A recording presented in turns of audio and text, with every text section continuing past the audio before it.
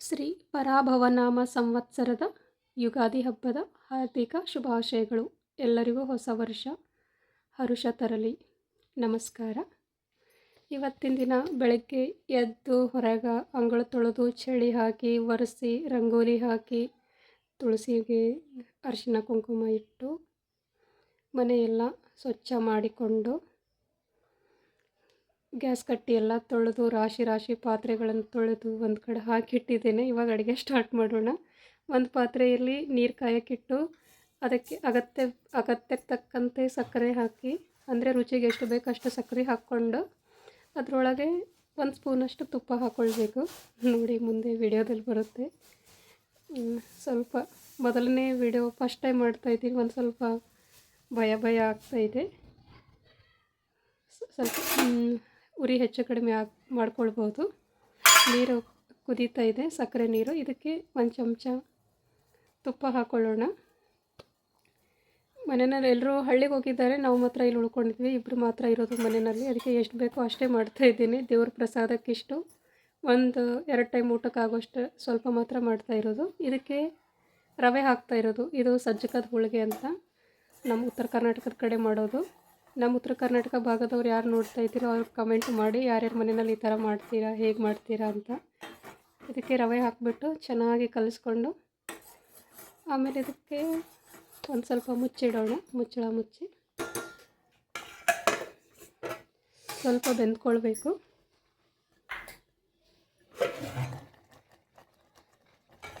ಬೆಂದ್ಕೊಳ್ತಾ ಇದೆ, ಆವಿ ಹಿಡ್ಕೊಳ್ಬೇಕು. ಅದಕ್ಕೆ ಸ್ವಲ್ಪ ಕಲಿಸೋಣ. ಆಮೇಲೆ ಇದರಲ್ಲಿನೇ ಗೋಧಿ ಹಿಟ್ಟನ್ನು ಮಿಕ್ಸ್ ಮಾಡ್ಕೊಳ್ಳೋದು. ನಾನು ಅಳತೆ ಪ್ರಮಾಣ ಎಲ್ಲ ಹೇಳಿಲ್ಲ, ಅಗತ್ಯಕ್ಕೆ ತಕ್ಕಂಗೆ ದಿನ ಅಡುಗೆ ಮಾಡೋ ಅಳತೆ ಇರುತ್ತಲ್ಲ, ಆ ವಿಧಾನದಲ್ಲಿನೇ ಮಾಡ್ತಾ ಇರೋದು.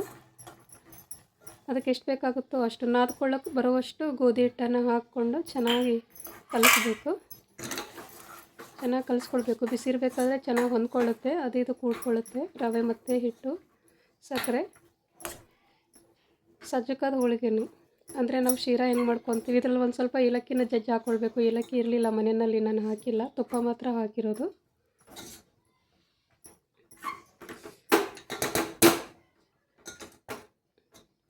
ಚೆನ್ನಾಗಿ ಬೆರೆಸಬೇಕು. ವಿಡಿಯೋ ಸ್ವಲ್ಪ ಲೆಂದಿ ಆಗ್ತಾಯಿದೆ ಅನಿಸುತ್ತೆ, ಕ್ಷಮಿಸಿ.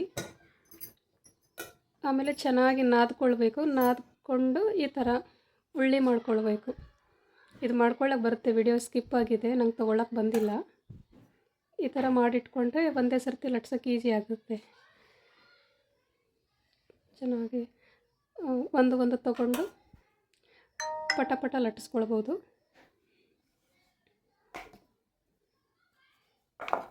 ಹೀಗೆ ಲಟ್ಟಿಸ್ಬಿಟ್ಟು ದೊಡ್ಡ ಸೈಜಲ್ಲಿ ಆದರೆ ದೊಡ್ಡ ಸೈಜಲ್ಲಿ, ಸಣ್ಣದಾದರೆ ಸಣ್ಣ ಸೈಜ್ನಲ್ಲಿ ಹೇಗೆ ಬೇಕೋ ಹಾಗೆ ಮಾಡ್ಕೊಳ್ಬೋದು. ಇದನ್ನು ನಾನು ಸ್ವಲ್ಪ ಚೆನ್ನಾಗಿರಲಿ ಅಂತ ಇಷ್ಟೇ ಲಟ್ಟಿಸ್ಬಿಟ್ಟು ಒಂದು ಬಟ್ಟಲ ಸಹಾಯದಿಂದ ರೌಂಡಾಗಿ ತಕ್ಕೊಂಡಿದ್ದೇನೆ.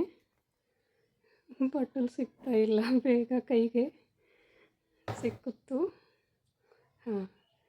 ಇದರಿಂದ ಹಿಂಗೆ ನೋಡಿ ವಿಡಿಯೋದಲ್ಲಿ ತೋರಿಸ್ತಾ ಇದ್ದೀನಲ್ಲ, ಆ ಥರ ಮಾಡ್ಕೊಂಡ್ಬಿಟ್ಟು ಸಣ್ಣ ಪೂರಿ ಸೈಜ್ನಲ್ಲಿ ತೊಗೊಂಡಿದ್ದೀನಿ ನಾನು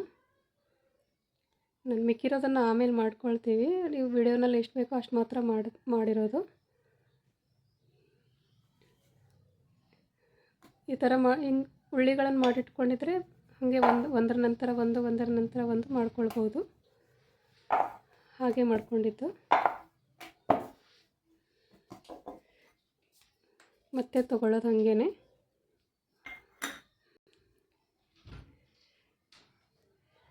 ಈ ವಿಡಿಯೋನ ಯಾವ್ಯಾವ ಊರಿಗೆ ತಲುಪಿದೆ ದಯವಿಟ್ಟು ನನಗೆ ಕಮೆಂಟ್ ಮಾಡಿ. ನಾನು ಫಸ್ಟ್ ಟೈಮ್ ಒಂದು ಡೈಲಿ ವ್ಲಾಗ್ಸ್ ಅಂತಂದರೆ ಬೇರೆಯವ್ರು ನೋಡ್ಕೊಂಡ್ಬಿಟ್ಟು ನಾನು ಮಾಡ್ತಾ ಇರೋದು. ನನಗೆ ಗೊತ್ತಿಲ್ಲ ಹೇಗಾಗಿದೆ ಅಂತ. ಇದನ್ನು ಇವಾಗ ಕರೆದುಕೊಳ್ಳೋಣ. ನಾನು ಆಗಲೇ ಎಣ್ಣೆ ಕಾಯಕ್ಕಿಟ್ಟಿದ್ದೆ, ಎಣ್ಣೆನೂ ಬಿಸಿಯಾಗಿದೆ. ಇಷ್ಟು ಮಾಡಿದ್ದೀನಿ ನಾನು. ಇದು ದೇವ್ರ ನೈವೇದ್ಯಕ್ಕಾಗುತ್ತೆ, ನೈವೇದ್ಯಕ್ಕಾಗೋಷ್ಟು ಮಾಡಿದ್ದೇನೆ. ಎಲ್ಲರೂ ದೊಡ್ಡವರೆಲ್ಲ ಊರಿಗೆ ಹೋಗಿದ್ದಾರೆ, ಮನೆಯಲ್ಲಿ ಯಾರೂ ಇಲ್ಲ. ಹಳ್ಳಿನಲ್ಲಿ ಹೊಲ ಎಲ್ಲ ಅಲ್ಲೇ ಇರುತ್ತಲ್ವ, ಅಲ್ಲಿನೂ ಬೇಕು ಅಂತ ಹೋಗಿದ್ದಾರೆ. ನಾವು ನನ್ನ ಕಸಿನ್ ಮಾತ್ರ ಇಲ್ಲಿ ಉಳ್ಕೊಂಡಿದ್ದು. ಇದನ್ನು ಚೆನ್ನಾಗಿ ಡೀಪ್ ಫ್ರೈ ಮಾಡ್ಕೊಳ್ಬೇಕು. ಸಜ್ಜಕದ ಹೋಳಿಗೆ ಅಂದರೆ ಮೈದಾ ಹಿಟ್ಟನ್ನು ಹಾಕ್ಬಿಟ್ಟು ಅದರಲ್ಲಿ ಇದೇ ಹೂರಣನ ಇಟ್ಟು ಚಪಾತಿ ಲಟ್ಸಿದಂಗೆ ಲಟ್ಸಿ ಕರೀತಾರೆ. ಆದರೆ ನಾನು ಎಲ್ಲನೂ ಒಂದರಲ್ಲೇ ಮಿಕ್ಸ್ ಮಾಡಿಬಿಟ್ಟು ಮಾಡ್ತಿರೋದು ಇದನ್ನು. ಇದು ಕೂಡ ತುಂಬ ಚೆನ್ನಾಗಿರುತ್ತೆ, ಸಾಫ್ಟಾಗಿರುತ್ತೆ, ಮೇಲೆ ಕ್ರಿಸ್ಪಿಯಾಗಿರುತ್ತೆ, ತುಂಬ ಚೆನ್ನಾಗಿರುತ್ತೆ.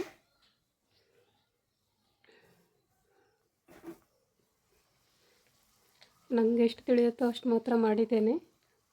ದೊಡ್ಡ ಹಬ್ಬ ಬಿಡಬಾರ್ದು ಅಂತ ನಾವು ಊರಿಗೆ ಹೋಗಬೇಕಾಗಿತ್ತು, ಹೋಗಿಲ್ಲ. ಇದನ್ನು ಚೆನ್ನಾಗಿ ಎಣ್ಣೆನಲ್ಲಿ ಫ್ರೈ ಮಾಡಬೇಕು, ಒಳ್ಳೆ ಕಲರ್ ಬರೋಸ್ತನ ಫ್ರೈ ಮಾಡಬೇಕು.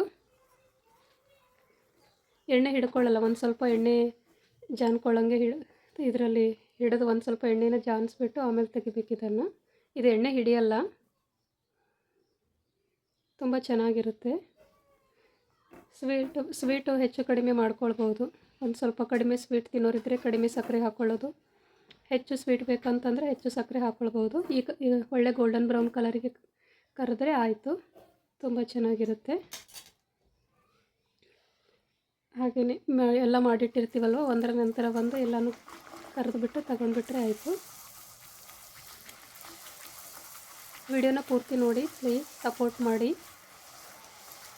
ಮತ್ತು ಮುಂದೆ ನಾನು ಇಂಥದ್ದೇ ಡೈಲಿ ಬ್ಲಾಗ್ಸ್ನ ನಾನು ಏನು ಮಾಡ್ತೀನಿ, ಏನು ಅಡುಗೆ ಇರುತ್ತೆ ಎಲ್ಲನೂ ಅಪ್ಲೋಡ್ ಮಾಡ್ತಾ ಇರ್ತೇನೆ, ಸಪೋರ್ಟ್ ಮಾಡಿ.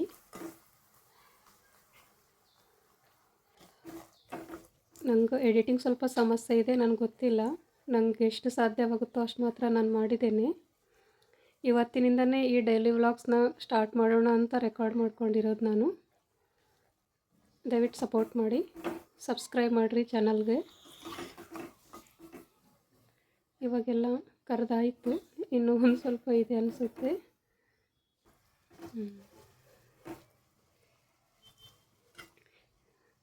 ಆಮೇಲೆ ಅಡುಗೆ ಹೇಗಿದೆ ಅಂತ ಹೇಳಿ, ಹೇಗೆ ಮಾಡಿದ್ದೀನಿ ಅಂತ ಹೇಳಿ. ಸಾರಿ,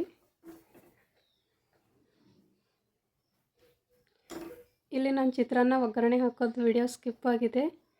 ಒಗ್ಗರಣೆ ಹಾಕಿಬಿಟ್ಟು ಉದ್ದಿನಬೇಳೆ, ಸಾಸಿವೆ, ಜೀರಿಗೆ, ಕೆಂಪು ಮೆಣಸಿನ್ಕಾಯಿ, ಕರಿಬೇವಿನ ಸೊಪ್ಪು ಹಾಕಿಬಿಟ್ಟು ಅದರಲ್ಲಿ ಮಾಡಿಟ್ಟಿರೋ ಅನ್ನನ ಮಿಕ್ಸ್ ಮಾಡಿದ್ದೀನಿ. ಅದು ವಿಡಿಯೋ ಸ್ಕಿಪ್ ಆಗಿದೆ, ಕ್ಷಮಿಸಿ. ಕೊತ್ತಂಬರಿ ಸೊಪ್ಪು ಹಾಕಿರೋದು, ದೇವಿಗೆ ಬಿಳಿ ಚಿತ್ರಾನ್ನ ನೈವೇದ್ಯ ಮಾಡಬೇಕು ಅಂತ ಬಿಳಿ ಚಿತ್ರಾನ್ನ ಮಾಡಿರೋದು. ಆಮೇಲೆ ಇದನ್ನು ತೆಗೆದು ಬಿಡೋದು ಅಷ್ಟೇ, ಇಷ್ಟೇ. ಒಂದು ಸ್ವಲ್ಪ ಬಿಸಿ ಮಾಡಿಬಿಟ್ಟು ತೆಗೆದು ಬಿಡೋದು. ಒಂದು ಕಡಾಯಿಗೆ ಎಣ್ಣೆ ಹಾಕಿ ಬದನೆಕಾಯಿನ ಹಾಕಿದ್ದೀನಿ. ಒಂದು ಹಿಡಿಗಾಯಿ ಹಂಗೆ ಮಾಡ್ತಿರೋದು, ಸ್ವಲ್ಪನೇ ಬದನೆಕಾಯಿ ಇತ್ತು ಮನೆಯಲ್ಲಿ. ಅದನ್ನು ಹಿಡಿಗಾಯಿ ಎಣ್ಣೆಗಾಯಿ ಮಾಡೋಕ್ಕೆ ಕಟ್ ಮಾಡ್ತಾರಲ್ವ, ಆ ಥರ ಕಟ್ ಮಾಡಿಟ್ಟು ಆಯಿಲ್ನಲ್ಲಿ ಹಾಕಿ ಫ್ರೈ ಮಾಡ್ತಾಯಿದ್ದೇನೆ. ಅದನ್ನು ಎಣ್ಣೆಯಲ್ಲಿ ಚೆನ್ನಾಗಿ ಬೆಂದ್ಕೊಳ್ಬೇಕು. ಸ್ವಲ್ಪ ಬದನೆಕಾಯಿನ ಮುಚ್ಚಳ ಮುಚ್ಚಿಟ್ಟರೆ ಒಂದು ಸ್ವಲ್ಪ ಬೇಗ ಬೇಯುತ್ತೆ. ನಂತರ ತೆಗೆದುಬಿಟ್ಟು ಒಂದು ಸ್ವಲ್ಪ ಬಾಡಿಸಿ, ಇದು ಬ್ರಾಹ್ಮಿನ್ಸ್ ಗರಂ ಮಸಾಲ ಅಂತ ಇಲ್ಲೇ ಮನೆ ಹತ್ರ ಅಂಗಡಿನಲ್ಲಿ ತಂದಿರೋದು, 10 ರೂಪಾಯಿನಲ್ಲಿದೆ, ತುಂಬ ಚೆನ್ನಾಗಿದೆ. ಇದಕ್ಕೆ ಉಪ್ಪು, ಖಾರ, ಅರಿಶಿನ ಪುಡಿ, ಕರಿಬೇವಿನ ಸೊಪ್ಪು, ಕೊತ್ತಂಬರಿ ಸೊಪ್ಪಿದೆ, ಎಲ್ಲನೂ ಒಟ್ಟಿಗೆ ಸೇರಿಸ್ಬಿಡೋದು. ಅದಕ್ಕೇ ಹಾಕ್ಬಿಡೋದು. ಕೊನೆಯಲ್ಲಿ ಉಪ್ಪು ಮಾತ್ರ ಕಡೆಯಲ್ಲಿ ಹಾಕಿದ್ದೀನಿ. ಚೆನ್ನಾಗಿ ಕಲಿಸ್ಬಿಟ್ಟು ಒಂದು ಸ್ವಲ್ಪ ಎಣ್ಣೆನಲ್ಲಿ ಬೆಂದ್ಕೊಳ್ಳೋಕ್ಕೆ ಇಡಬೇಕು. ಆಮೇಲೆ ಅದಕ್ಕೆ ತಕ್ಕಂಗೆ ನೀರು ಹಾಕಿ ಉಪ್ಪು ಹಾಕಿದ್ದೀನಿ. ಒಂದು ಸ್ವಲ್ಪ ಖಾರ ಉಪ್ಪಿನಲ್ಲಿ ಬದನೆಕಾಯಿ ಕುದಿಯೋಕ್ಕೆ ಬಿಡಬೇಕು. ಬಿಟ್ಟು ಆಮೇಲೆ ಇದೇ ಗರಂ ಮಸಾಲೆನ ಹಾಕಿದ್ದು ಒಂದು ಸ್ವಲ್ಪ. ಟೇಸ್ಟ್ ಮಾತ್ರ ತುಂಬ ಚೆನ್ನಾಗಿದೆ. 10 ರೂಪಾಯಿನಲ್ಲಿ ಮಾತ್ರ, ಕ್ವಾಂಟಿಟಿ ತುಂಬ ಸ್ವಲ್ಪ ಹೆಚ್ಚಾಗಿಯೇ ಇದೆ, ಅಷ್ಟೇನು ಕಡಿಮೆ ಇಲ್ಲ.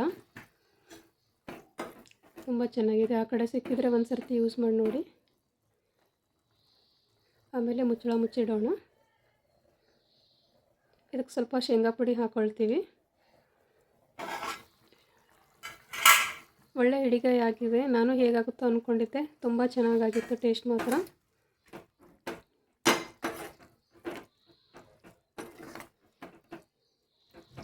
ಸ್ವಲ್ಪ ಕಲಿಸ್ಬಿಟ್ಟು ಆಮೇಲೆ ಮುಚ್ಚಳ ಮುಚ್ಚಿಡೋಣ.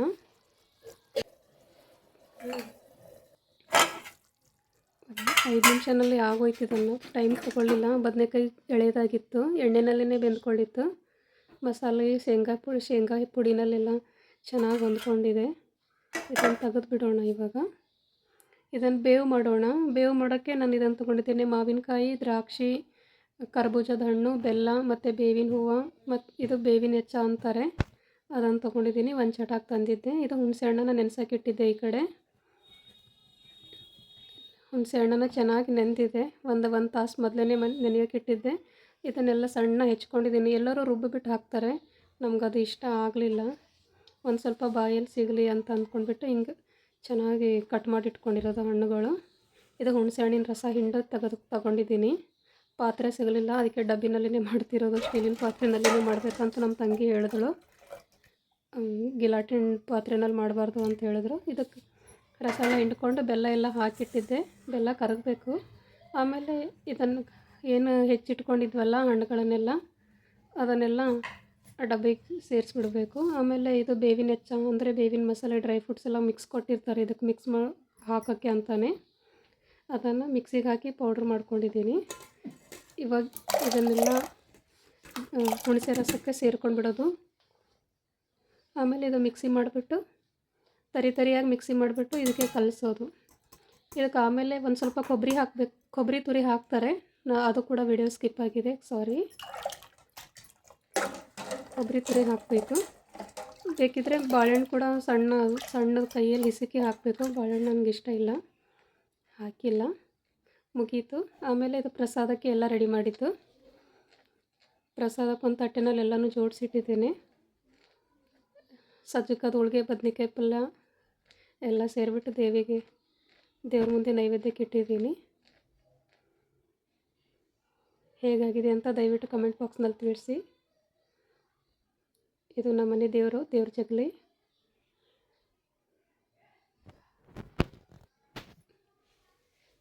ಮೇಲ್ಗಡೆ ಎಲ್ಲ ಜಾಗ ಸಾಕಾಗಿಲ್ಲ ಅಂತಂದ್ಬಿಟ್ಟು ಮಿಕ್ಕಿರೋ ದೇವ್ರುಗಳನ್ನ ಕೆಳಗಡೆ ಇಟ್ಕೊಂಡಿದ್ದೀವಿ. ಆಮೇಲೆ ದೇವಸ್ಥಾನಕ್ಕೆ ಹೋಗಿದ್ವಿ. ಇಲ್ಲೇ ಮನೆ ಹತ್ರ ನಾಗರ ದೇವ್ರ ಗುಡಿ ಇದೆ, ಅಲ್ಲಿಗೆ ಹೋಗಿದ್ವಿ. ಹೋಗಿ ನಮಸ್ಕಾರ ಮಾಡಿಕೊಂಡು ಎಲ್ರಿಗೂ ಒಳ್ಳೆಯದಾಗಲಿ, ಜಗತ್ತು ಚೆನ್ನಾಗಿರಲಿ, ಎಲ್ಲರ ಬಾಳಲ್ಲೂ ಹರುಷ ತರಲಿ, ಹೊಸ ವರ್ಷ ಹೊಸ ದಿನ ಚೆನ್ನಾಗಿರಲಿ ಅಂತ ಬೇಡ್ಕೊಂಡು ಬಂದಿದ್ದು. ಎಲ್ರಿಗೂ ಯುಗಾದಿ ಹಬ್ಬದ ಶುಭಾಶಯಗಳು.